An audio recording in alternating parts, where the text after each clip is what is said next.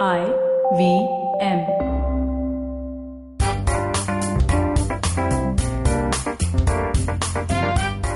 Hello. Hello. Hi. Hi. Why? Usually it's always a signature for you to go, all right. I don't have signatures. Really. But whenever, I know it's like whenever I... Yeah, when I'm starting the conversation, I start like that. But like, yeah. Okay, I guess Yeah. mine is hello. Oh my God, I'm literally recording this podcast after having a very intense... I have an intense family feud going on between my brother and my mother. So, whoever's listening, and I'm sorry, but I'm a little like... I literally got off that call to get on to this recording. So I'm like, what the fuck is going on? And in some weird way, I don't know if it was the silence for the last 8 months thanks to lockdown, but this time, every time I hear a cracker, I find myself getting a little stressed out.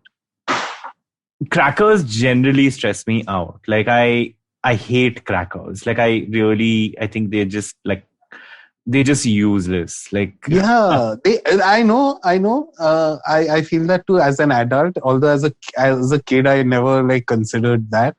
But right now, I'm saying like if I hear even like because my colony has like I don't know if you can hear it right now. Yeah, I can quite. Yeah, and this we can't control.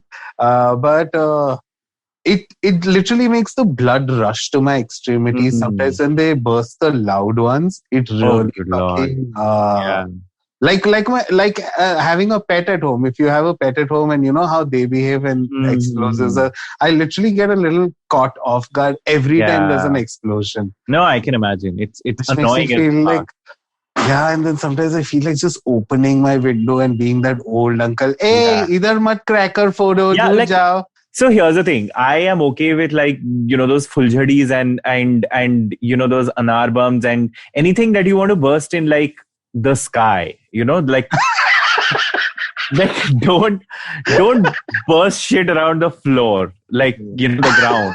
That pisses me off. I'm like, keep this shit away from me. Yeah. God damn it.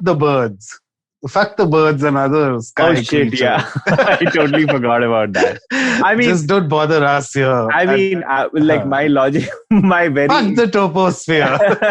No, my very ignorant logic is that it's night, not the birds. I know. The birds won't be flying. Fuck the bats. Coronavirus. Fuck the bats. What stupid bird would want to fly at night without a light? God.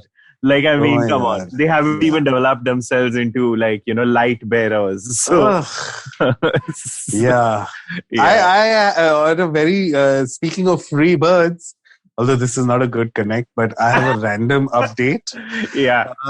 I did hook up finally. Oh, yay. Ding, ding, ding, ding. No. That's the thing. That's the thing. I don't know, man. Why? What happened? What were you expecting? Okay, so here's the thing. Yeah, let's start there. What did you think? What did you go into it? Okay, so here's the deal. What happened was throughout the pandemic, and I think I spoke about this also earlier, where I don't know why I had some, what's the word? Like a burgeoning feeling that was constantly accumulating towards, hey, Farhad, do you think you're ready for a relationship again? Because I've been single for so long. And for some odd reason, I don't know what the connect was between being in isolation and the lockdown, that my brain kept saying that, okay, when all of this is over, I think, Farhad, you're ready for something. Sorry, I'm talking about myself in third person. I hate it when other people do that. But basically, I was talking to myself. And in a way, I just felt like, when this is over, you will kind of consider relationships, like they'll have more value. You won't just mindlessly have sex, even though there were times where I also felt like, fuck, I'm so horny right now in this lockdown that I will have sex with 10 guys when this is over. Yeah. But a very rational side of my brain also kept balancing that out with like, it is going to be empty and useless and pointless to do that. So whenever this ends, or you are okay with being a little social and careful and, all of that, then why not? Okay. So that kind of opportunity presented itself this week. And I was on a rush because I have a new job and stuff. So I'm on this whole Wolf of Wall Street rush right now. Like, oh my God, I've got routine back in my life. Wow, Google Meets and this and that, everything. And there is an emotional bond with this person? Not really. And the thing is, we spoke only a little. We've not spoken a lot. He was towards the end of these 8 months or whatever, how long it's been. But whatever little I spoke to him, I thought, okay, wow, this guy is kind of sorted. He's kind of chill. I got the vibe, the vibe was right. Until we met, even when we met, I found him very cute and stuff. But I don't know, it just ended up being such, sometimes like transactional? No, it was very like uncomfortable, hasty, but not hasty. I can't describe it, but it was immediately like, whoa, these last 8 months, like I thought I would be so ready to like be intimate with someone. Again, I don't want to make it sound like I was looking for more than a sexual encounter also, because in the end, I just wanted to get laid because I had not got laid in so long. But it just felt like, you know what, I could have waited longer, which brings me to what I would love to discuss today is, holy shit, have I very consciously, subconsciously, intrinsically as a human being chosen singlehood in some way, where I just felt like right from the get-go, there was nothing wrong about I know I'm not doing a good job explaining how this was not a good experience. It wasn't a bad experience, but I felt no like sort of, all the things I kept saying about missing human touch and wanting to cuddle someone and run my hands through someone's hair and just endlessly make out. I just felt like the moment we got to all of that, I wanted him to leave. You know what I mean? Like, it was a little, I know you had an experience. You, was yours any different? Was it the same? Okay. So, I ended up sleeping with someone I know, so, and we hasn't someone you've slept with before? Yeah, like he's a fuck buddy, basically. So as a result of that, there is a sense of like comfort. There is a sense of a lot of trust between each other, and we know we will never like get. We know this is it. Like we know both of our ideas and what we want in terms of a relationship is not either of us. As a result, we are very clear about that, and that's why whenever are you like eating ice or something? I could no, but I was feeding my cat while talking, while listening to you. I was giving him dry food.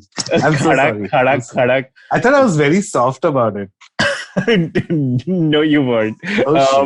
So the thing is,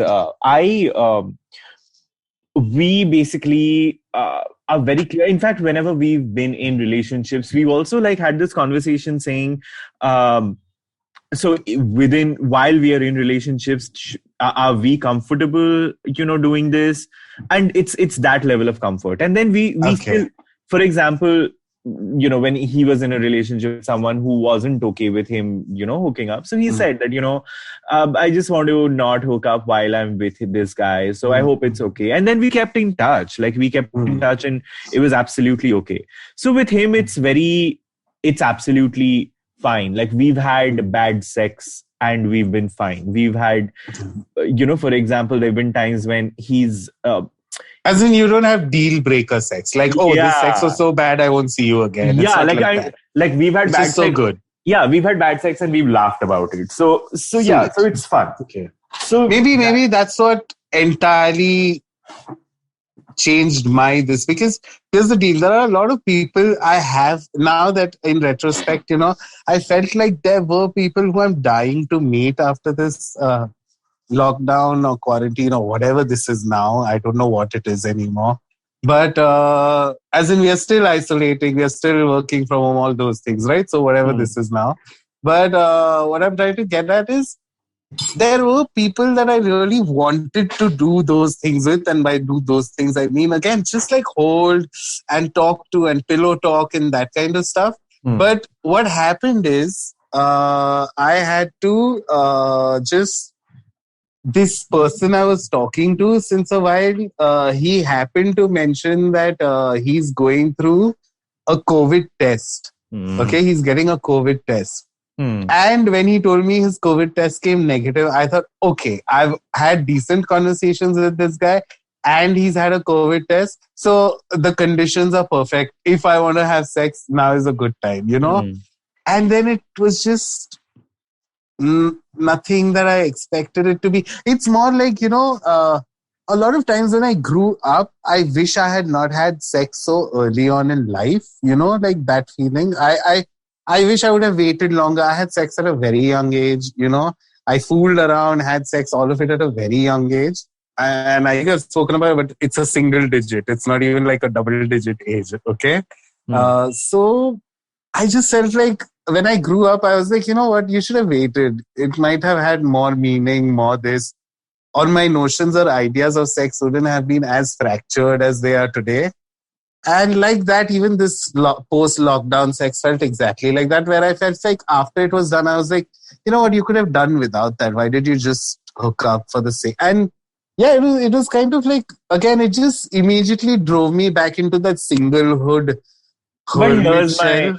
here's my thing. I mean, I'm hearing you, Yeah. and when I asked whether you had an emotional bond, you said very clearly no. Yeah, no. So then it was bound to not be more than that. Yeah, So yeah. what's different? Like, Nothing is, nothing is. You're right. I heard about your experience, and again, you had it with someone who you have some sort of what, even without it being a relationship, you no, have it's not some like kind of we a have. Yeah, relationship with the exactly. person. We are friends Yeah, at the end of the day. yeah, That's why. exactly. Oh, Yeah, and that's the only reason why there's that sense of comfort. And if I had hooked up with a stranger, yeah, it would have been sex with a stranger. yeah. So I mean, so frankly, I mean, you had sex with a I, stranger, yeah, yeah, yeah, yeah. and that's what it was. It was in a lot of ways, and maybe my brain also did the whole, oh, he's so nice to talk to, and it was a very limited duration in which I Hmm. suddenly felt like, okay, this guy seems fun to meet after the lockdown is over. But then, Hmm. like I said, his COVID test happened, and we were talking about that, and he stays close by, so suddenly I was like, What a oh, time okay. where what a time when someone saying, "Oh, I'm COVID negative," is such a turn on. Yeah. Oh, yeah. And you stay right here on Hill Road. Come on over. Uh, yeah, it was a little, I don't know. It was very awkward. Like, Hmm. I don't know. And then it just made me feel like, now I don't want to have sex again. You know what I mean? Like, I'm still horny, but I'm not.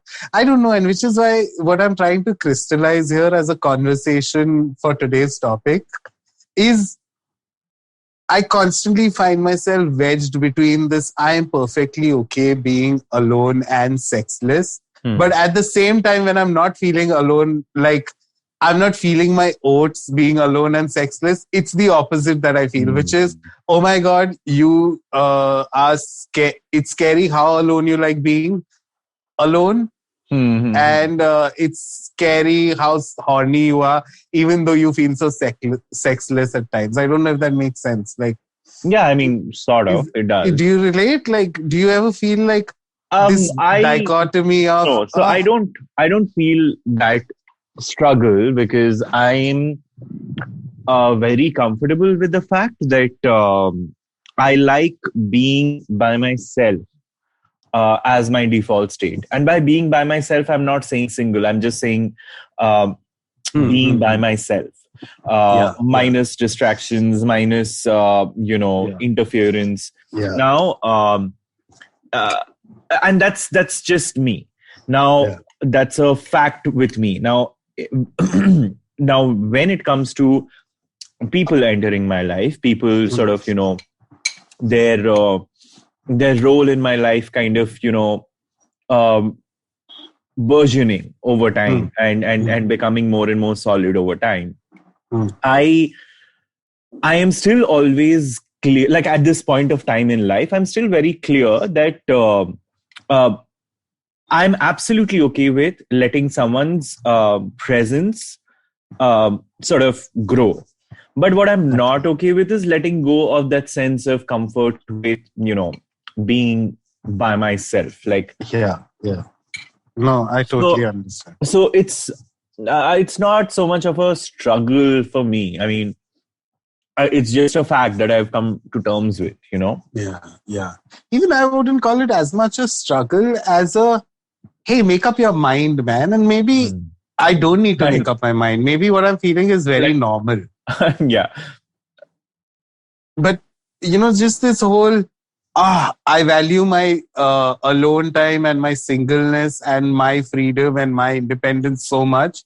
And then there are these times where, look at you, you're so alone and you don't have anyone in your life. And, you even if you want things, they're the wrong things. And that kind of thinking, even that exists, they all coexist in the same fucking skull. And then sometimes it gets a little annoying.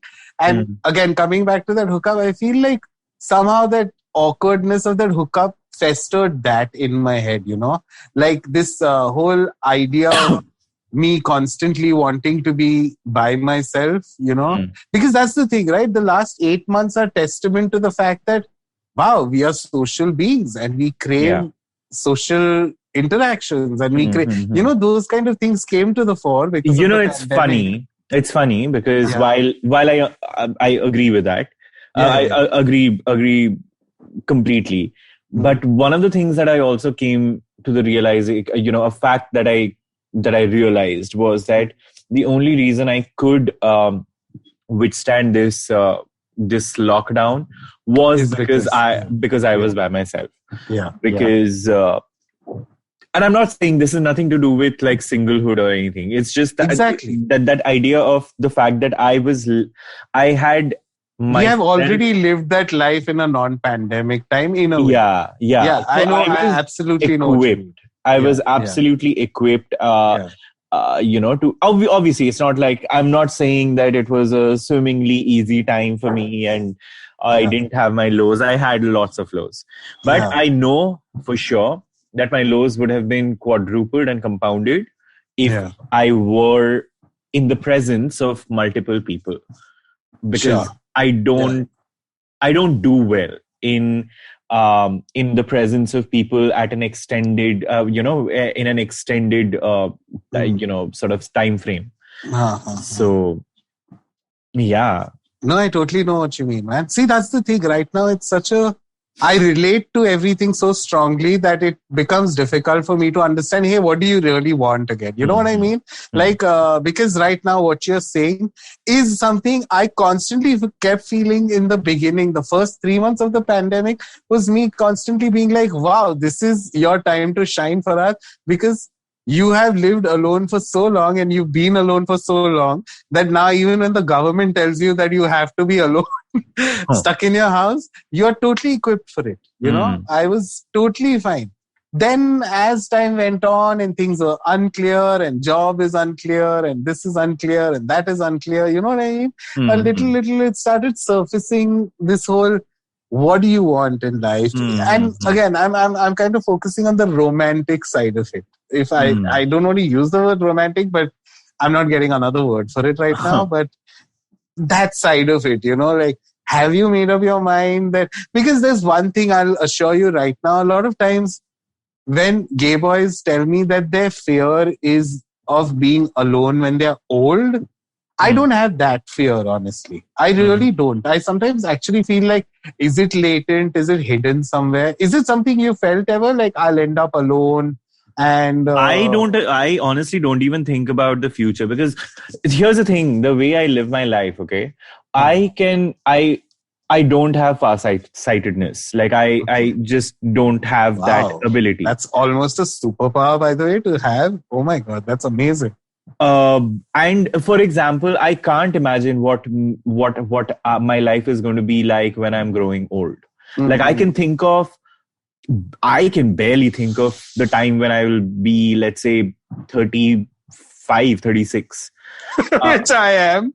Yeah, Okay. like and I'm 33, so like Uh, 3, 4, 5 years, ahead is the most I can think of. uh, uh, Because uh, I'll tell you why. Because in my life, I mean, uh, I my life has taken such random ass turns. Like 7 years in a relationship with someone, with a girl, with someone of the opposite sex, where I was 100% sure that we would end up together, and we were so comfortable with each other's uh, sexualities, so to yeah, say. yeah, yeah. Now, once that kind of completely goes haywire, and then suddenly you you figure that you want to kind of you know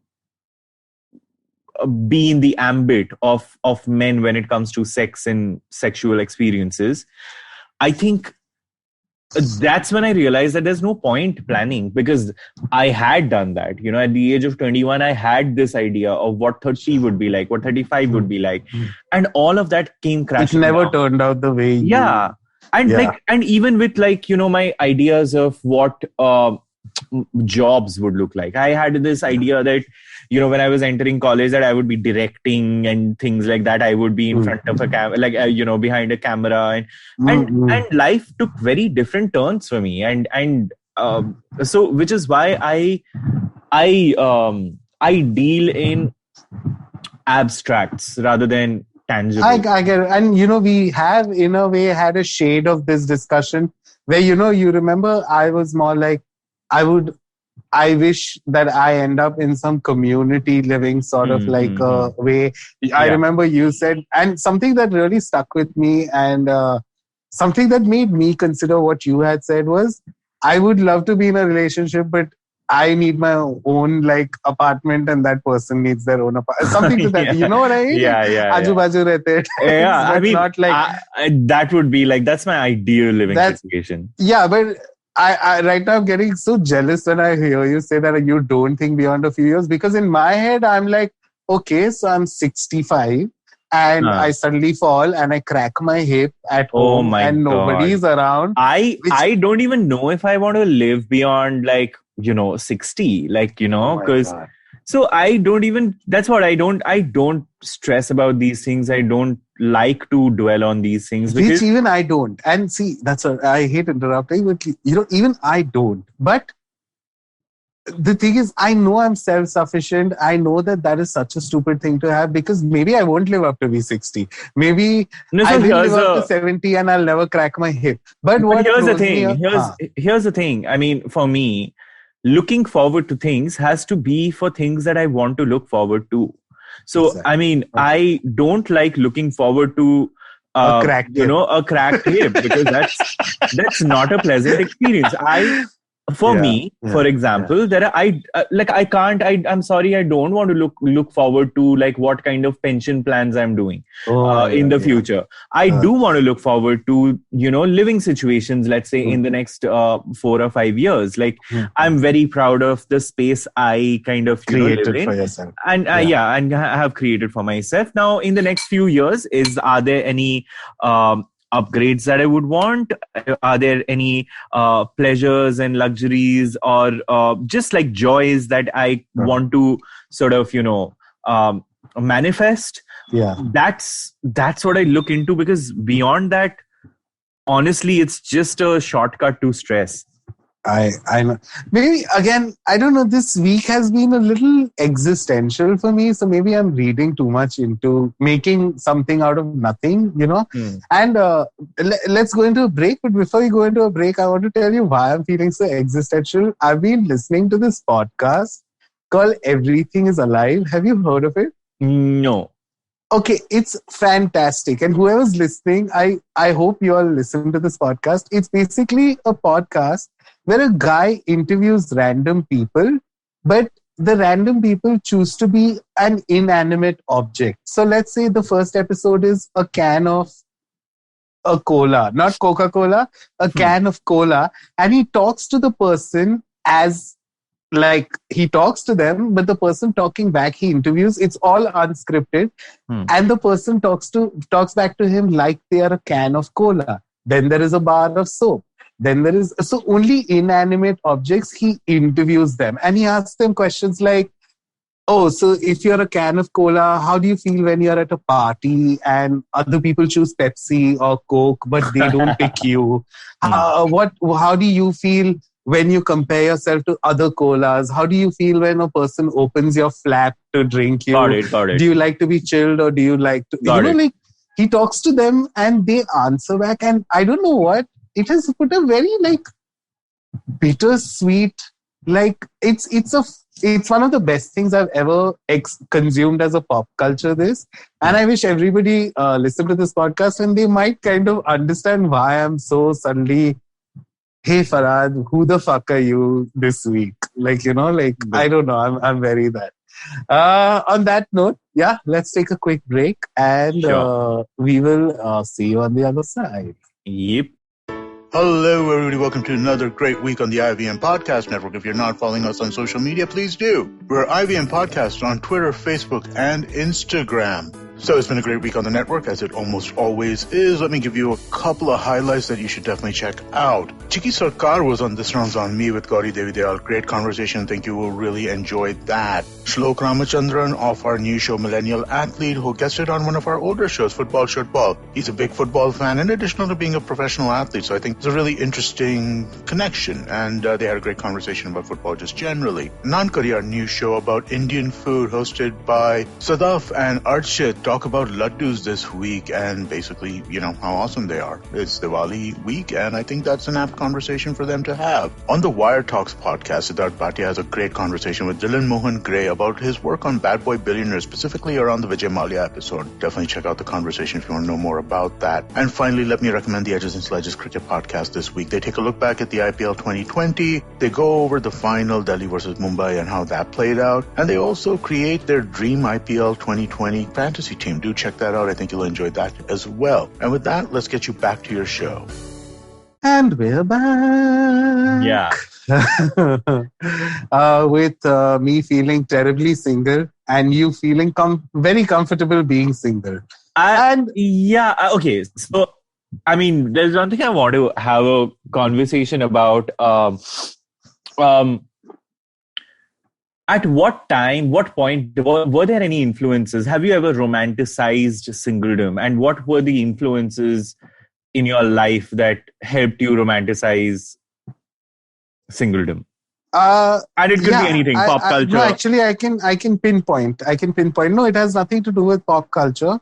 It was just, first of all, I don't think today I'm doing justice to myself because I really do value my singledom. And to answer your question, where does it come from? This value or this penchant or love for it is the fact that I was someone who constantly either dated or had a fling since the time I was 13, 14. Got it. To the time I was 30. Or at least 28 or 29, whatever. And what happened is, when it all like a relationship ended, and I'm never someone, I've said this before, I've never regretted any breakups. I've never had that bad of breakups. They've always like somehow something or the other. But at some point or the other, I realized looking back that I always had someone in my life, either romantically or I'm in a relationship or I have someone as a crutch constantly by my side throughout, And then it all culminated into my last relationship, which was also my longest. And I felt like I pumped the most emotions into, the most like everything into, this has to work. And not in a, I don't mean that in a, oh, no, why am I failing at relationships? This has to work. In a very, I was that much in love with the last time I was in a relationship. And then when that ended, I don't know why, I had a very like almost a biological response where, hey, take some time off from this whole, constantly wanting someone in your life. And again, I want to constantly contradict what I'm saying myself, because it's not like I constantly wanted someone in my life. It was just, I always had someone or the other. Like, okay, I like hanging out with you. Okay, I would love to be your boyfriend. Okay, like everything was chalta raha chala, like rolling stone till I was like a certain age. But after that, I felt like, what do you like by yourself? And once that head reared itself, like after a year of being single and all, I started finding it very difficult to like put this into someone else's hands. Wait, I shouldn't say put this into someone else's hand, but you get what I mean. I don't know all these, whether they were walls or guards or whatever we discussed so many times. I just felt like I valued my singleness way too much after that. And of course, if I can be a little tacky, a lot of self-love and self-acceptance and this only happened when I was single. I found that I wasn't doing that much when I kept hopping from one relationship to another, So I have to say that, I could pinpoint it to that precise point where I consciously somehow chose that, hey, you know what, don't get into a relationship anytime soon now. Just see what you're like. And it happened at an age where I'm paying my own rent. I have my own house and all of that. So it all like kind of pop and locked into the right place. And suddenly I value that too much now to let it go.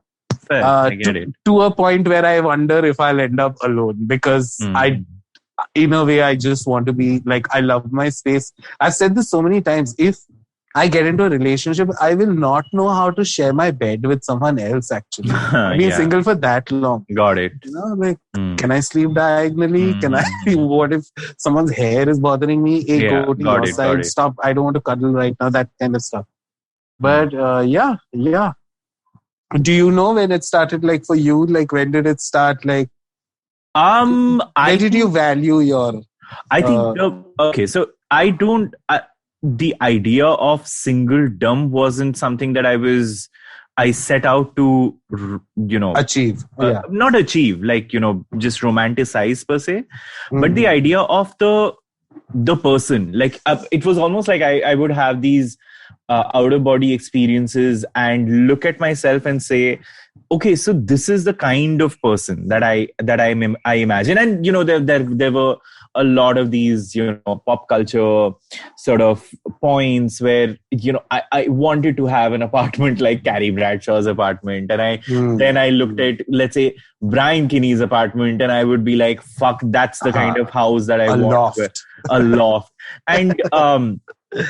And so I would constantly look at the idea of, like in my head, I would have this almost a vision board. Like a dynamic vision board of a mood board of what it's like, for me, what would it be like? I thought to be this person who comes in, like, who steps into the house, steps into this beautiful house, and then opens like these amazing shoes and then walks to the kitchen and has these kind of things in his fridge. And those were things that kind of, would call out to me. And it's weird because another person never featured in that vision. Not that it was a mandatory that, so there is no other person that needs to be here. It just so happened that another person wasn't part of the mood board. They could be.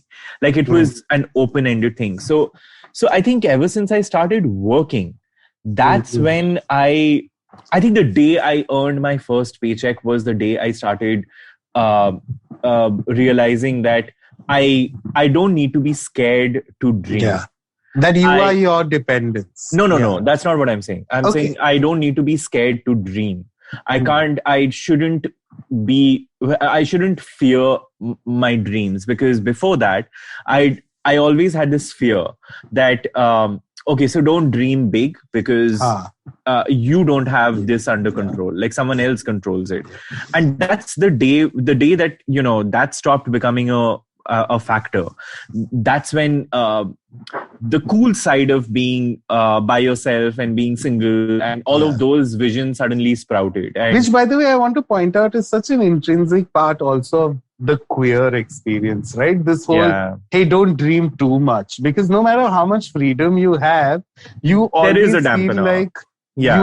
you always feel like there is no endless horizon. The earth is flat and this is where it ends for you. That kind of impending feeling always looms somewhere in the corner. Which is a very interesting point, because I think a large part of my life, when it comes to any thoughts that are in contradiction to, the idea of singledom or singlehood, I think very subliminally, I kind of temper my expectations because of these points. I'll give you an example. For example, sure. There is like this wedding that's happening in my family right now. And I'm very happy for my cousin and all of that.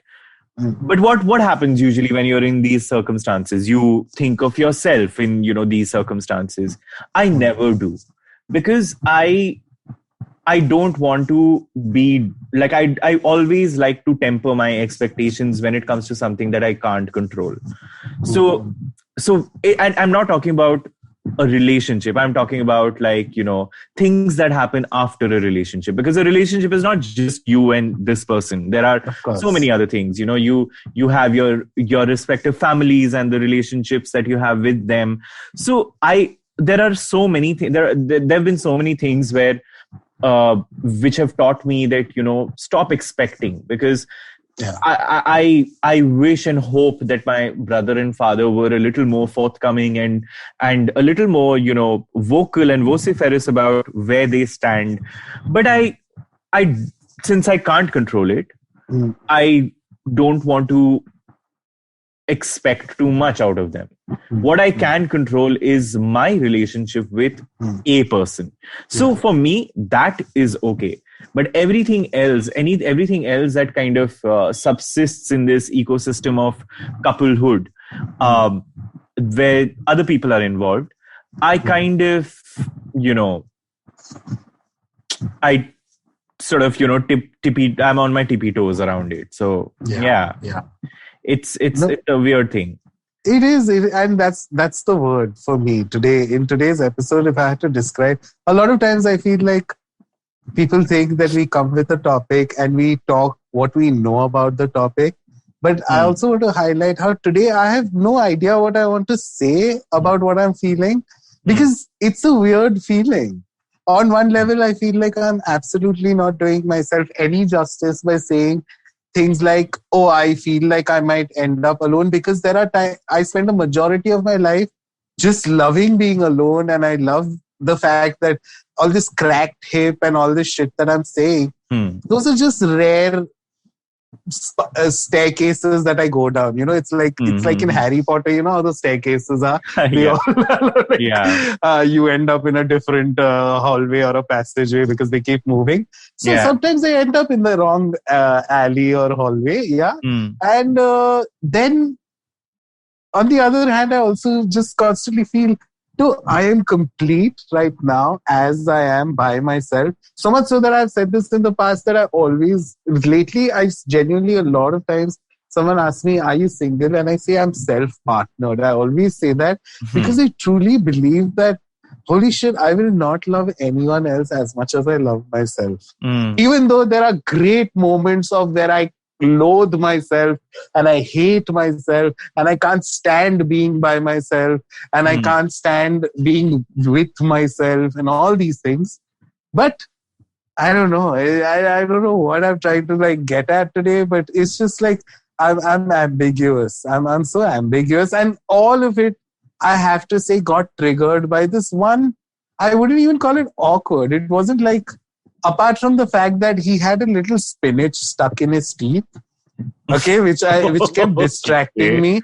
So I was like, did he eat a sandwich before meeting me? What was it? I don't know. And I reached out, and actually, it was a very cute moment, where I'm meeting him for the first time. Even though we've spoken a little, I felt comfortable enough to just reach with my thumb because it was distracting the shit out of me. I couldn't, before we got down to the hooking up side of it, whatever little things he said, I couldn't hear because I just kept focusing on the little spinach stuck in his teeth. And then once I pulled it out, he giggled a bit. I'm so sorry. And he said, it's so weird. I think that's my superpower. because when I saw the thing, I was like, did he eat a sandwich? And right enough, he did eat a sandwich. So that's my superpower, people. Oh, well. I can tell what people have just eaten. But yeah, so I wouldn't call it awkward. It was a little cute or whatever, but it was just suddenly I feel like it pushed me in the opposite direction again, where a little glimpse of intimacy after all these months, okay, just was enough to push me into this whole shell back again that, what, no.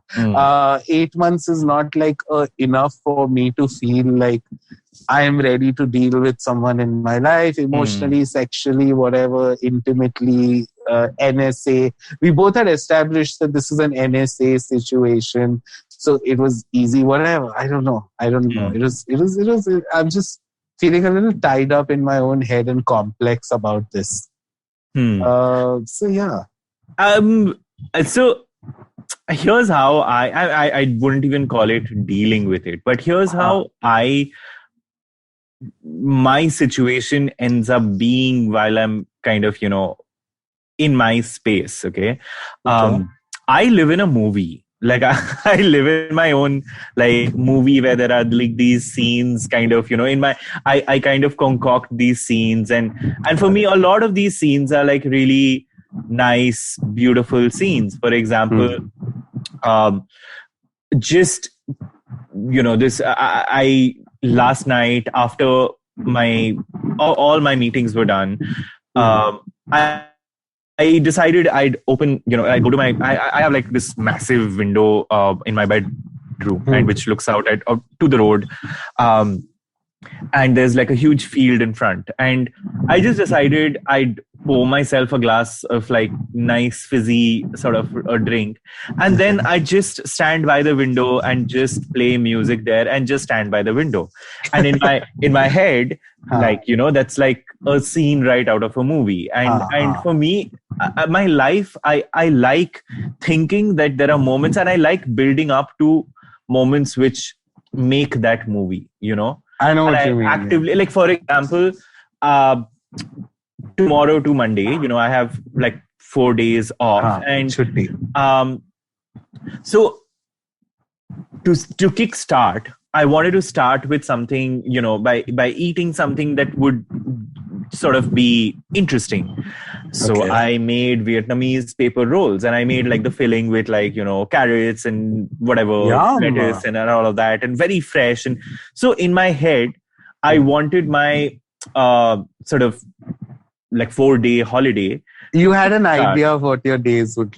No, it's not about the days would be. It's about I wanted that moment where I have a plate of a couple of Vietnamese paper rolls in front of me and I'm plonked on my sofa and I have these beautiful lights in my room and I'm watching something that's really cool and I'm watching an episode of Star Trek Discovery and that for me, like I like, it's not about, and that's I think where what I lack and what I have, what I gain, where I can't figure out, long stretches of imagination. I always aim to figure moments, and I work towards these moments, and I work towards these beautiful moments where I'm the main character. Okay. And that kind of helps always. That kind of, keeps me, doesn't always help, but it keeps me cheerful all the time. And not all the time. I mean, it helps in kind of pushing my mood here and there. Yeah, you already, like listening to you say this, it not only sounds like you're the protagonist of your movie, obviously, but it's also like you're directing it. Director slash lead. Like, sort of. You are like, what's that? Oh, fuck, I'm forgetting his name. Who's the Lady Gaga movie guy? What's his name? Bradley Cooper. Bradley Cooper. You're Bradley Cooper. Then. You're directing and starring in it. Okay, but come on. Now that we had this conversation, you have to tell me, who'd play you in your movie? Who'd play me in my movie? You can obviously say yourself also, but like, you know what I mean. That's boring. Who's like awkward but like, stylish, and I think Dan Levy. Wow. Yeah, like, I can totally imagine it. Yeah, I can totally imagine it. Yeah. I can't imagine him in your hair though. Yeah. I But, mean, like I'm not going into physical resemblances. I'm talking about like it's not a biopic. it's not a biopic.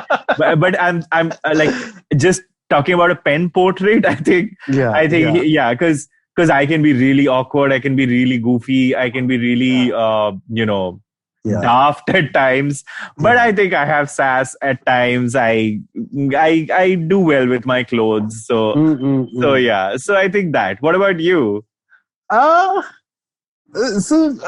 Okay, I have an instant answer: Seth Rogen, because I don't know why I always feel like Seth Rogen's brand of comedy is very I feel me, which is like again goofy, fish.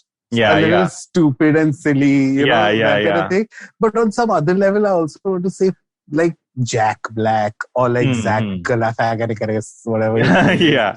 I just have to say, I saw Seth Rogen on, when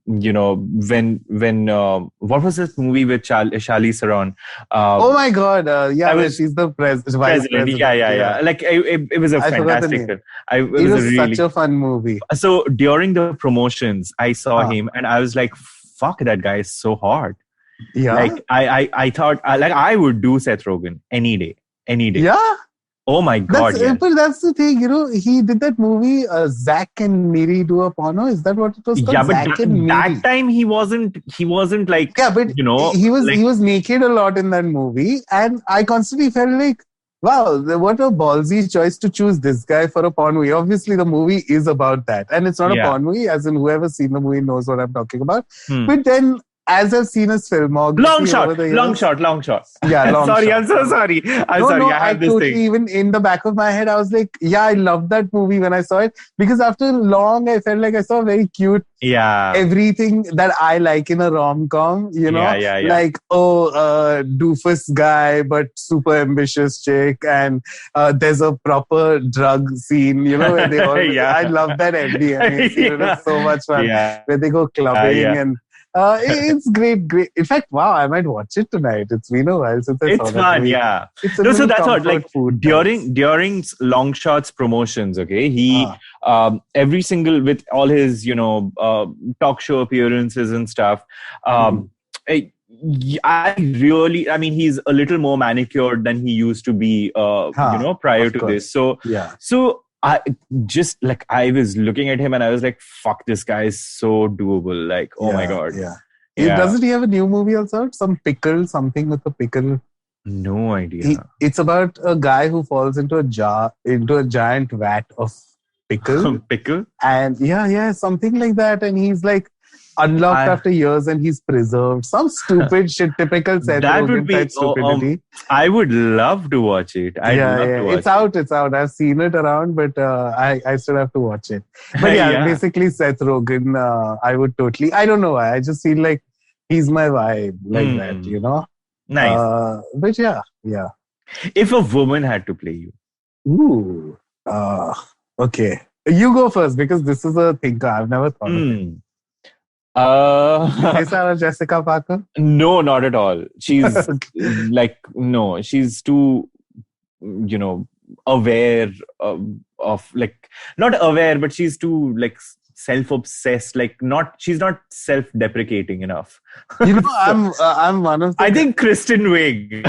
Oh my God! Yeah. No, I feel like I should have stolen her. I love her. She is officially my favorite SNL person. Like, she's hilarious.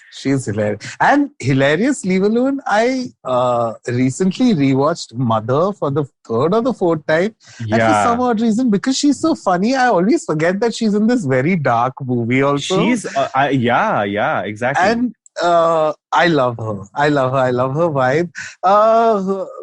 I really can't think of someone as easily. I could think of a male lead, but now that you said Kristen Wiig, my head is bouncing around in this Amy Poehler, Tina Fey kind of like, again, goofy. I don't know why. I like to see myself as a goofy oaf who... Oh, actually not Kristen Wiig. Aubrey Plaza.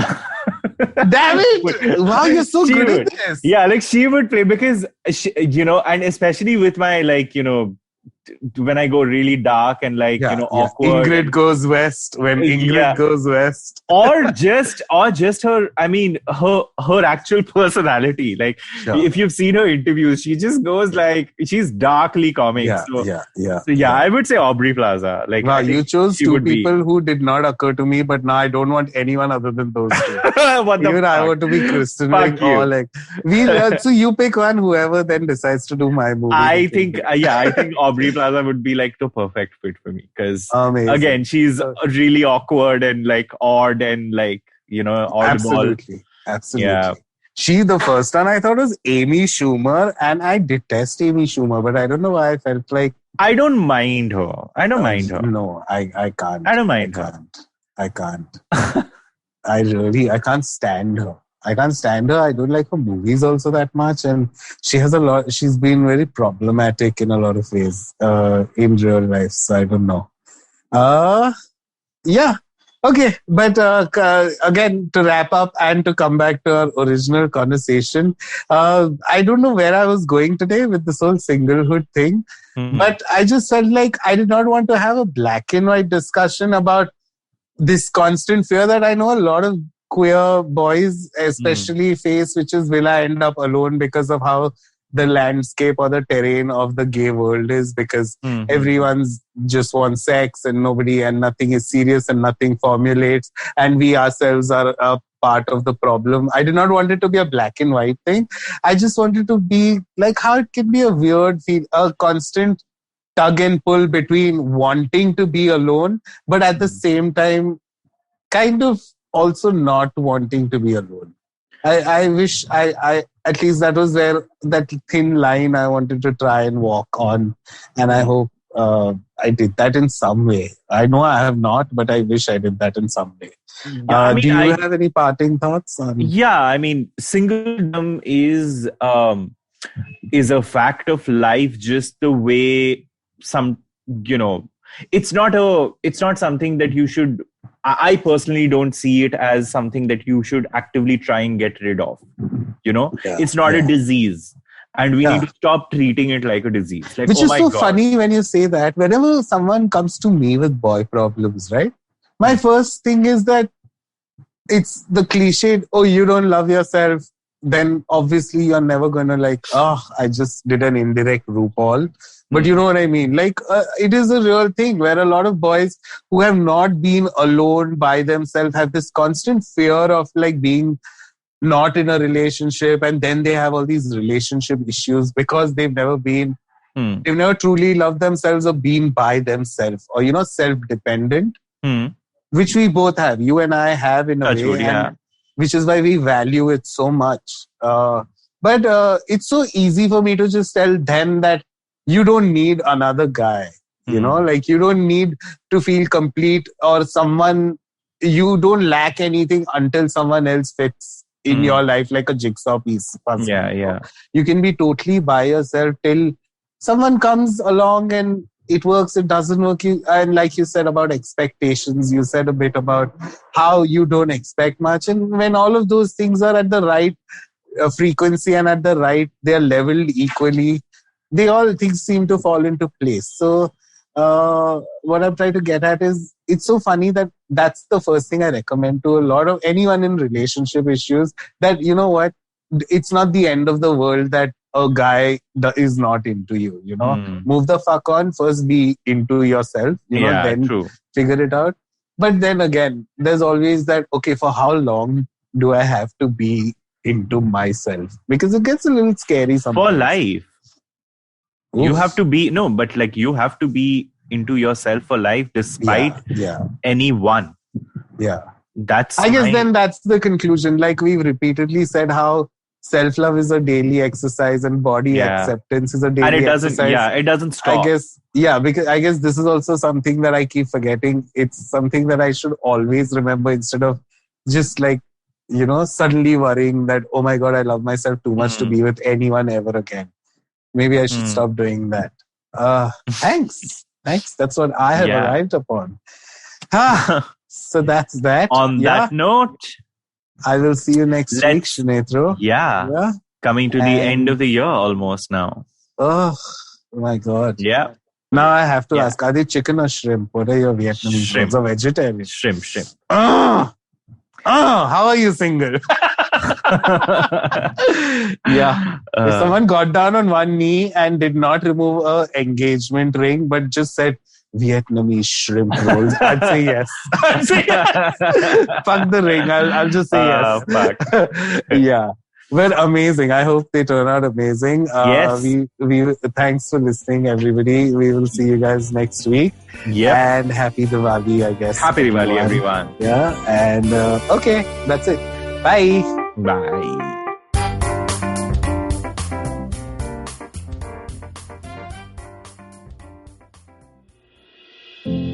Namaskar, this is Ashish Vidyarthi.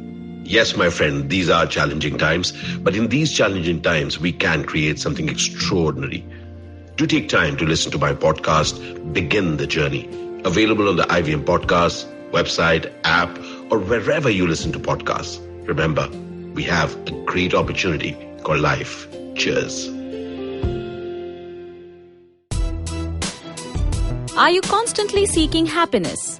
Wondering how to make the most of every day? How not to let your inhibitions stop you from achieving your goals? It's now time to get your A game on. It's time to unlock your true potential. Tune in to the Empowering series with me, Zarina Poonawalla, to feel empowered in all genres of life. From behavioral skills to management skills. From health to relationships. From mental well-being to emotional well-being. And of course, your finances. I've got you covered. With these tips and tricks from me, Zarina, and true life stories from my amazing guests, you're bound to bring your purest to the table. Tune in to the Empowering series with Zarina Poonawalla every Thursday on the IVM Podcast app, website, or wherever you listen to podcasts.